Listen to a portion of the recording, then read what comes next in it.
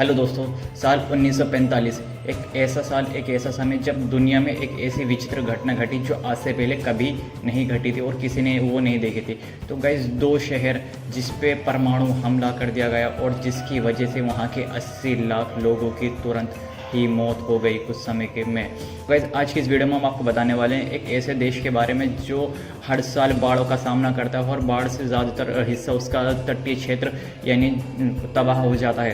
Guys, हम आपको एक ऐसे शहर, एक ऐसे देश के बारे में बताने वाले हैं जो टेक्नोलॉजी के मामले में विश्व गुरु बना हुआ है। तो गाइस, हम उस देश के बारे में बताने वाले हैं जहाँ के लोगों का IQ लेवल सामान्य लोगों के मुकाबले ज़्यादा होता है। वहाँ के लोग जो ज़िंदा रहते हैं वो नॉर्मल लोगों के मुकाबले ज़्यादा एज होती है उनकी। और हम आपको बताने वाले हैं वहाँ के जो लोग होते हैं वो बहुत ज़्यादा बुद्धिमान होते हैं और वो एक ऐसा देश है जो विश्व की तीसरी सबसे बड़ी GDP है। तो गाइस, हम आपको बताने वाले हैं जो विश्व की सबसे बड़ी तीसरी GDP और जिसको जूडो का जनक भी कहा जाता है। हम बात कर रहे हैं गाइस जापान के बारे में।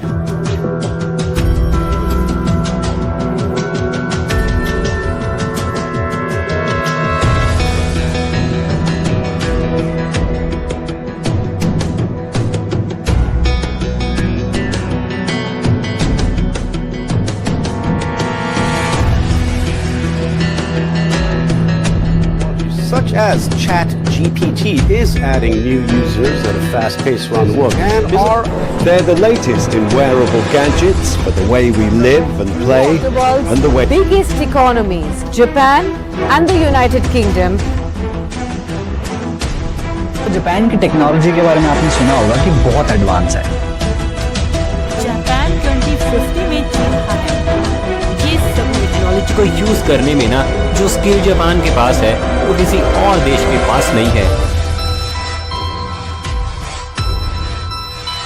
तो गाइस, जापान, जब भी आप सोचते होगे कि जापान का नाम, तो आपके दिमाग में बहुत सारी चीज़ें दिमाग में आती होंगी, जैसे उसकी highest technologies, world class universities, उसकी क्रिएटिविटीज़ और गाइस लग्जरी हाउस और AI रोबोट्स, ChatGPT और भी गाइस बहुत तरह की चीज़ें आपके दिमाग में आती होंगी जापान को लेकर। कभी गाइस आपने सोचा है कि इसकी टेक्नोलॉजी इतनी जल्दी इतनी विकसित कैसे हो गई? क्या रीज़न रहा होगा कि इसकी टेक्नोलॉजी और इतनी कम, मतलब इतने छोटे देश में इतनी जल्दी तरक्की कर ली? क्या रीज़न रहा होगा कि इसका नाम बड़ी बड़ी कंट्री में सबसे टॉप पर आता है?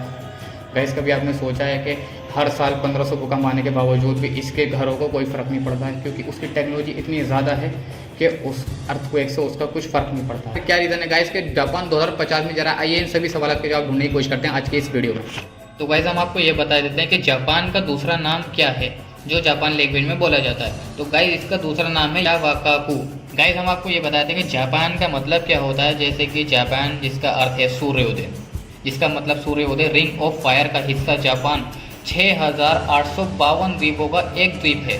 33,07,975 वर्ग किलोमीटर यानी कि 145,937 वर्ग मील है। जापान में 5 मुख्य द्वीप हैं, आइगोडाई, होशू, जिन्हें मुख्य भूमि जापान भी कहा जाता है, शिकोकू, क्यूशू और ओकिनावा। जापान की राजधानी टोक्यो। और गाइस, जापान की जो जनसंख्या है वो है 12,88,66,449। जापान की GDP 4200 अरब डॉलर है। और गाइस, हम आपको ये बता देते हैं कि जापान अपनी सेना पर 1% GDP का खर्च करता है। और गाइस, ये फिर भी चौथे नंबर पर आती है विश्व में। जापान पूरी दुनिया में अपनी गजब की टेक्नोलॉजी के लिए जाना जाता है। बुलेट ट्रेन जैसे कई चीज़ें इस देश की हैरान कर देने वाली चीज़ें हैं, लेकिन जापान रुका नहीं। वो नए नए प्रयोग करता रहा, नई नई तकनीक का विकास करने लगा। इस वजह से वो आज इस मुकाम पर आ पहुंचा।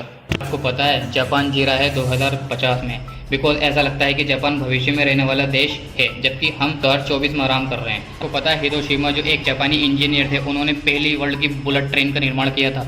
आपको बताया था कि जापान में सबसे ज़्यादा रोबोट्स पाए जाते हैं, जिसकी रोबोटों की संख्या है 2.5 लाख। और गाइस, हम आपको यही बताते हैं कि जो गाइस सबसे बड़ा रोबोट है उसका, जो जापान में स्थित है, उसका नाम है कन्वर्टेबल रोबोट।